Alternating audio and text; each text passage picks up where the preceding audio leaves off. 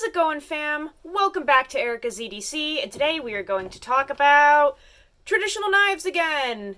Are you getting bored yet? Hopefully not, because there's a lot of content coming on these. It's just the way it is. It's what I'm enjoying lately.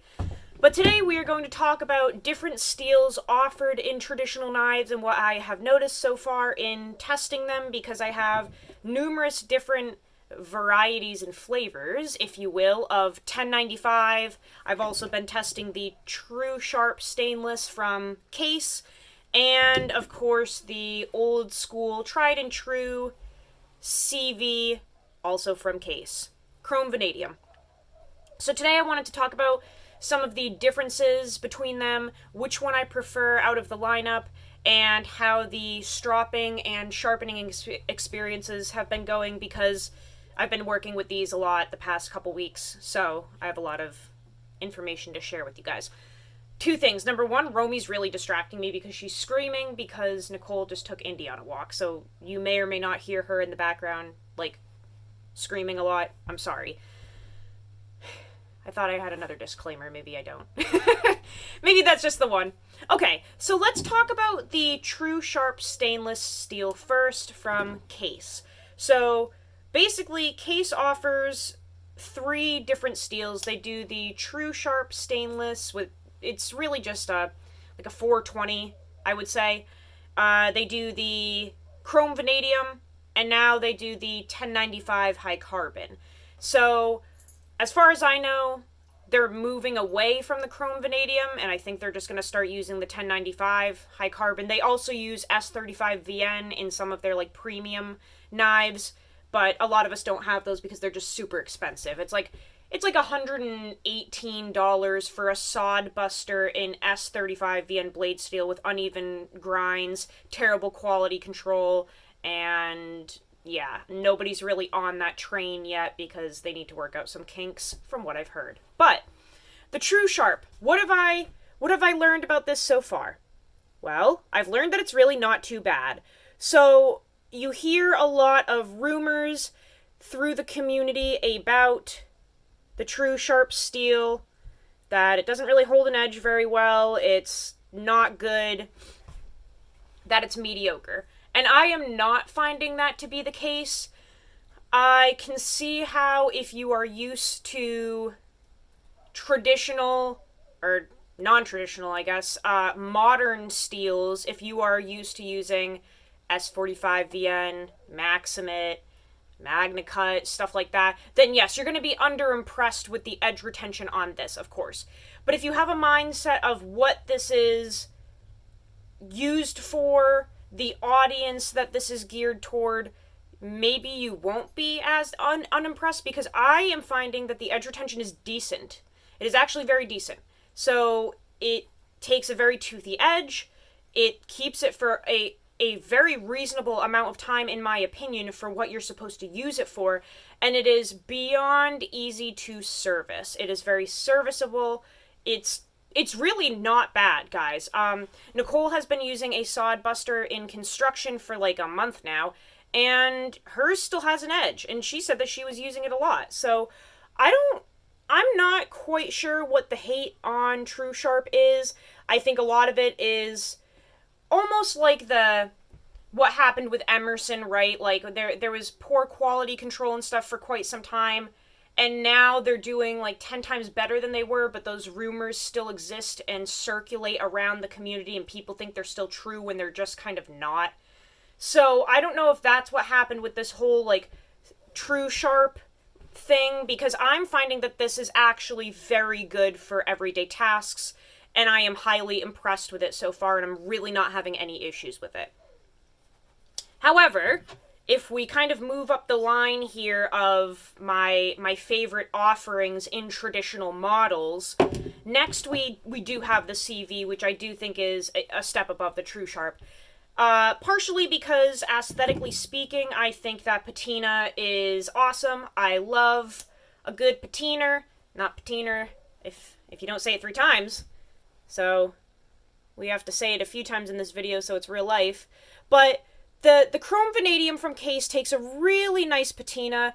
I did recently polish mine off a little bit during my sharpening, but this blade is darker than, than it came. And if the camera would focus, there we go. Yeah, you can see some spotting, some discoloration. I really actually enjoy that. Of course, the dogs are going to start itching themselves because I'm recording. I feel that this has better edge retention, just a better experience over the TruSharp. I think that it is even more toothy than the TruSharp and also more refined. I'm really sorry that she's still itching herself. She does this every time I record. Okay, hopefully we're done. Yeah, the chrome vanadium is honestly a very nice steel. I have been using chrome vanadium for a really long time. I wish the camera would focus on this. For the love of God, please just focus once. Okay. So, I've been using chrome vanadium for years. I just did a sharpening video the other day on this exact knife, so we put this brand new edge on the knife. We took off the burnt, crusty factory edge, and we re-profiled it and put this edge on there. It is very, very toothy, very sharp. Just a pleasure to use. So, I do feel that the chrome vanadium just holds an edge a little longer than the TruSharp. I also like the character that it builds over time with the patina, with the patiner. And I hope that Case continues to make knives in carbon steels because we all really like them. I have a lot of people complaining to me saying that they can't find any Case knives in carbon steel. I don't understand where that's coming from. That's another rumor, is like, well, there aren't any in stock and they're never available. If they weren't in stock and weren't available, how do I have them? I'm not buying them off of the eBays. I'm not. These are like from dealers. I don't know what's happening. I keep telling you guys, Smoky Mountain Knife Works has knives in the carbon steels from Case. I can promise you that. I can promise you. So they are available. You have to look with your eyes. They are there. Shop around. But I highly recommend the CV steel if you can grab one. It's just very nice. It sharpens up really well. I love the tooth that it has. It honestly has great toughness, I've noticed, especially when you put your own edge on there. It's just really nice to use. So I put it above the TruSharp, like I said, mostly for aesthetics, but I do find that it actually does have a little more stability in general that I appreciate from this steel. So if you can find one in CV, pick it up. Also, keep buying Richter Knives slips. Keep buying them because they're the best. Okay? And check out Georgia Adventurer. He also does leather work. Okay? So now we're going to talk about the 1095, and this is where we expand into other companies that use this, because if we're being honest, like the TruSharp and the Chrome Vanadium are very much a Case concept, but once you get into 1095, it's a spring steel. I'm not supposed to call it a tool steel. It's a spring steel. It's a carbon steel. It takes a patina. It's also very readily available and cheap, so other companies use it, like Great Eastern Cutlery, like Schrade Old Timer. We get more variety with 1095. So with this particular one, we have a 1095 Case Sod Buster. This is from Smoky Mountain Knife Works. They are in stock. They have a bunch of different models in 1095. Please go look at them. I'm not kidding you. That you can get carbon steel knives from Case today. So this one is in 1095, and this is where we really start to get some, I'm not going to call it like premium qualities, but we really start to get into more modern steel qualities, but in a traditional knife format. I actually really like 1095. SE Knives also uses 1095. It's a nice balance between toughness, ease of sharpening, edge retention, And these are going to be very serviceable knives, yet again, easy to sharpen, especially for beginners, but the edge retention really isn't that bad. It's not Maximate, it's not S110V, it's not 10V, it's not 15V, but it's decent for what you should be doing with these knives. So the cool thing about 1095 is it does, again, take a beautiful patina. This one has a really interesting one. Really picking up some fingerprints, some oils. It has some beautiful color on there. But this is a sod buster in 1095, and this thing is a razor blade. Absolute razor blade. Beautiful configuration with that Smoky Valley, Sunset, Harvest, who knows what jig. I can't remember the names anymore. Randy will probably correct me down in the comments because he knows what this is. I don't know. I think this is gorgeous. It's just an orange jigged bone, and these covers are stunning in my opinion. But the steel really is just, it's crispy, it's toothy, it strops back real nice. You can hone it easily on a ceramic rod if that's your jam. Great to sharpen. Just a really nice steel to work with.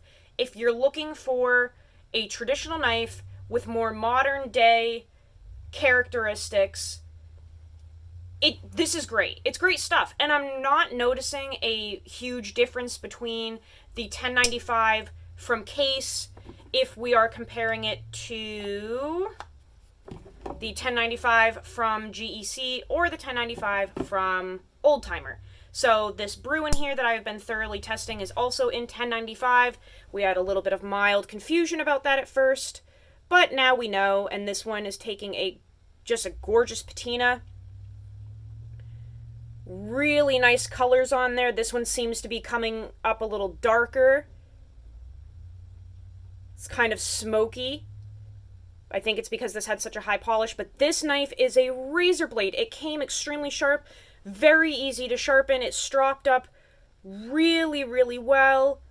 And I am finding that the toughness on this particular knife is superior to the Case knives. I don't know if maybe like the typical burnt edges are happening still on the 1095 from Case, and this did not have a burnt edge. I'm not really sure. All I know is that I've been doing this testing where I use my kitchen counter right here, and I am doing some draw cuts like this and seeing if the edge rolls, and it did roll on the numerous Case knives that I tested in 1095. Very easy to bring back, of course, very easy to pop that edge back into place, no big deal, but the Oldtimer has not rolled with those pressure cuts cutting on the belly right here. So props to Oldtimer, props to maybe Bear & Sons, whoever is making this, I don't know. We don't know a lot of stuff about this knife. It is the mystery girl of the group. I have no idea who's making this, what's happening with it. All I know is that it's awesome so far for the most part. But the edge did not roll. It's been very serviceable, very sharp, keeping an edge for a great amount of time, in my opinion. And super toothy, beautiful. Just really, really enjoying this. And then the last 1095 that we have is from Great Eastern Cutlery. I do just want to show you guys real quick the house for this. Check this out. Richter knives again. He made a saw cut slip for this saw cut bone knife. What? Look at this. Look at how cool this is. It matches. What in the world? And he did like this kind of distressed look with he punched the R in there a few times, just overlapping, so it looks a little worn and old. But look at this. You gotta check out Richter knives, guys. Look at how cool that is. So my little Bruin lives in here in its matching slip. That, you can't tell me that doesn't look good. Look at that. Gorgeous. Sorry. Anyway, 1095 from Great Eastern Cutlery, that's where we're really getting into some very well done stuff, in my opinion. The other stuff is really good, but I think that Great Eastern Cutlery just really nails a lot of stuff with their knives. So, of course, this is, living in a Richter slip as well. This one was specifically made for this specific knife. Ooh, I almost dropped that. Really cool kind of micarta texturing on that slip. We have a 71 stamped down at the bottom. Very cool. But yeah, this 1095, this reminds me a little more of like A2 tool steel, something like that. It just feels different. It feels harder. It just feels really good. I don't know much about Great Eastern Cutlery. I don't do like a ton of research on them because they're just not something that I'm chasing all the time. I can't afford them really, so I don't know a whole bunch about these, but I have reprofiled this. This does have my edge on it that I've been using, so you can see that the edge has some patina on there. But this is my own edge.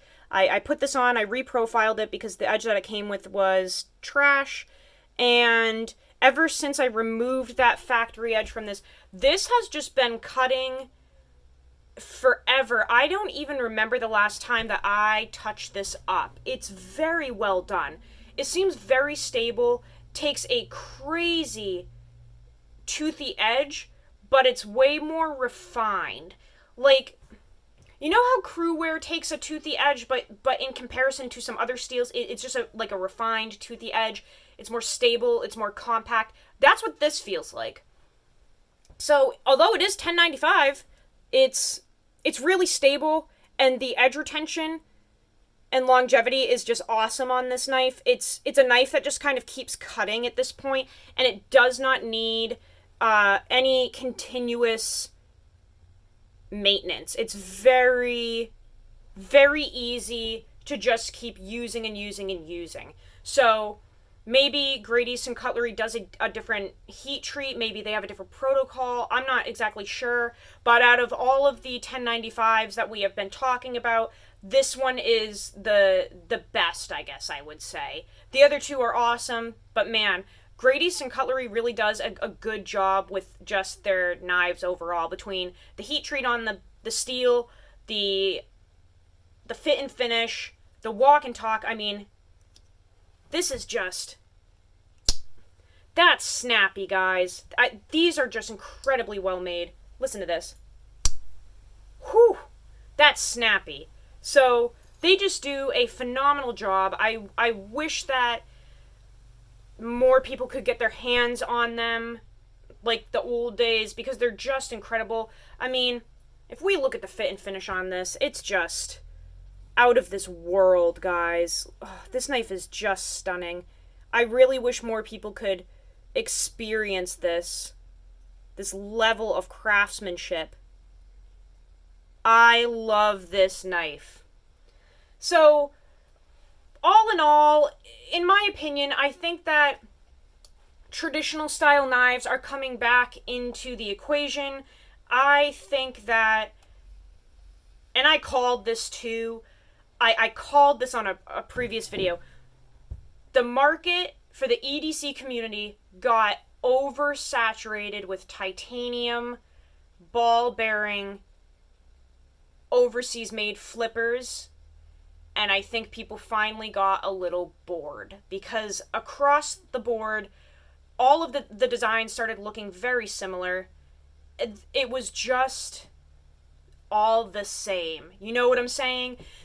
And I think with the incoming flow of Jack Wolf knives, granted those are made overseas too, but I think the new twist on those designs, the S90V, the updated steels, the fat carbon covers, the tolerances, the hardware, you can take apart Jack Wolf knives. I don't own any, I never will, you guys know why. But I think Jack Wolf coming to the market and to the community with those, like revamped this appreciation of old school traditional knives. Now, again, those Jack Wolf knives, in my opinion, are not real traditionals at all. They're a modern take on a traditional folder. They're very cool for some people. People collect them, but those knives will never replace or even come close to anything like this. It's just not the same. But it sparked a new interest again in these types of knives, and I am seeing people on forums, on Instagram, on YouTube coming back to these with fresh eyes and really appreciating the character, right? The character, the cost.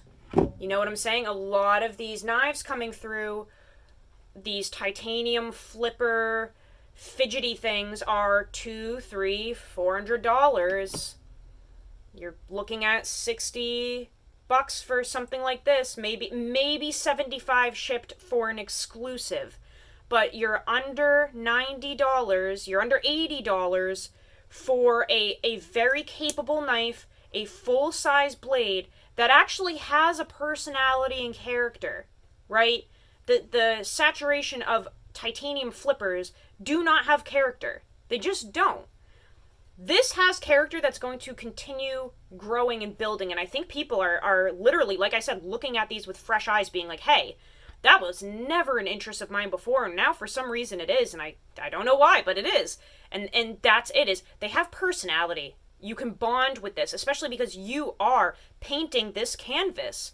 Whether it's 1095 or chrome vanadium, you are painting this canvas with everything that you do, everything that you touch. You can reset it whenever you want by polishing that patina off. But even the covers are special and personalized, and they all are different because it's handmade, it's hand-picked, it's hand-done. No two are the same. So I think people are just finding a newfound love for real stuff again, which is so cool, and I love it because, again, and I said this in a different previous video, I can put these in you guys' faces all day and recommend them because it's under $80, and they're really usually under $60. I can tell you guys to go check these out because they're cheap. You don't have to save up for them. They're just worth the money, right? So I just feel better recommending these to you guys because it just makes more sense to me. In this day and age, I think it would be very hard for me to be pushing brutally expensive knives to you guys to try out, because if I can't afford them, I'm not going to try to get you guys to spend your money on them. So I think I've found my little place, at least for now, with the traditional knives. I am really enjoying the testing of these. I think they all work very well. I'm really enjoying testing the leather work as well. That's another huge aspect to this game, is that you can start getting into the leather work side of things, trying out different slips from different companies or different makers.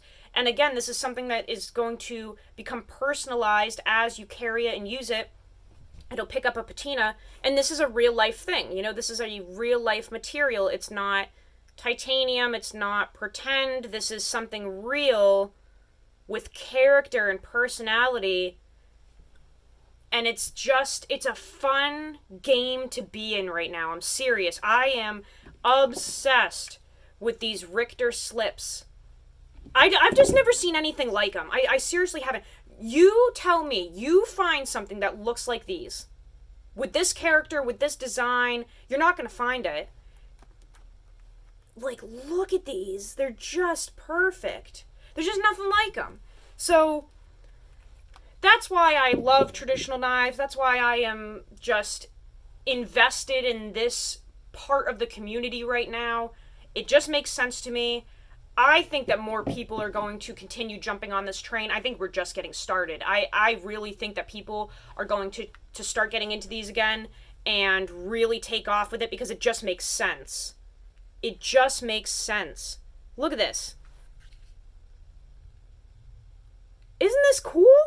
And then you like, you're making connections with real people too. Because, like, that's another thing is when you're buying these production knives from these massive companies, Civivi, Kaiser, you're not having, like, that personal connection with someone that's, like, putting their time and, like, hand making these products. You know what I'm saying? Like, you can literally message Michael on Instagram and, like, chat with this dude and put in a special order in his books for, like, anything that he's capable of. And, like, talk to a real human. And it's just, I don't know. I think it's so cool to make connections with people like that. And, like, with Randy, Georgia Adventure, he's the sole person that got me into using Sodbusters again. End of story. He is obsessed with them. He kept saying that he carries one every day. And I used to carry one as a kid, and I was like, you know what? Maybe I should revisit that. So I did, and I instantly fell in love again. And Randy, he's always making videos about his Sodbusters, his case knives, his leather work, and it's just so cool to, like, have a personal connection with someone, and you really get to start to know them, and it's like you make friends with these people. You know? It's more real. I know I'm ranting here, but that's what this whole video was kind of about, was just, like, ranting about knife steel, nerding out about the community, because I just love it. Yeah, I'm loving it. I'm loving it. I'm very grateful to have found this little niche part of the community, because I was just about done with the production side of things. I got really into that for a while, because I was working with some larger companies, some larger people, having to test those products, right? And I was just getting burnt out, man. Because it's the same thing over and over again. I was just getting burnt out. So, like, this was my saving grace. Like, finding Randy's channel about the Sodbusters and the leather work, that was my saving grace for me staying in this community and making videos, because I can finally do something that I actually enjoy again. Instead of the same production, trying not to swear, bull poop. It's just boring these days. So, yeah, here we are, doing some real life fun stuff, guys. Check out Smoky Mountain Knife Works if you're looking for 1095 case knives. I don't work with them. I have no affiliation with them. They just have the world's largest selection of case knives, and they have a lot of 1095 ones. So check them out. Knives ship free. That's where I got the chestnut bone chrome vanadium. Where did I get my... I have a chrome vanadium Stockman that I just got too, and maybe that was knives ship free too? I don't know. Don't know if they're in stock anymore, but that's another place that I've gotten stuff. Knife Center has some good ones. Knife Center is where I got the Bruin from. Yeah, just search around. Look around, okay? Blade HQ and DLT are not going to have what you want. You got to look into, like, the other dealers that are less known, okay? Maybe Knife Works. I don't know. Shop around. But anyway, guys, that's what I had for you guys today. I love you all so much. We need to go use your shit. Oh, no. If I'm only collecting knife slips and not knives, how do I have any use your shit?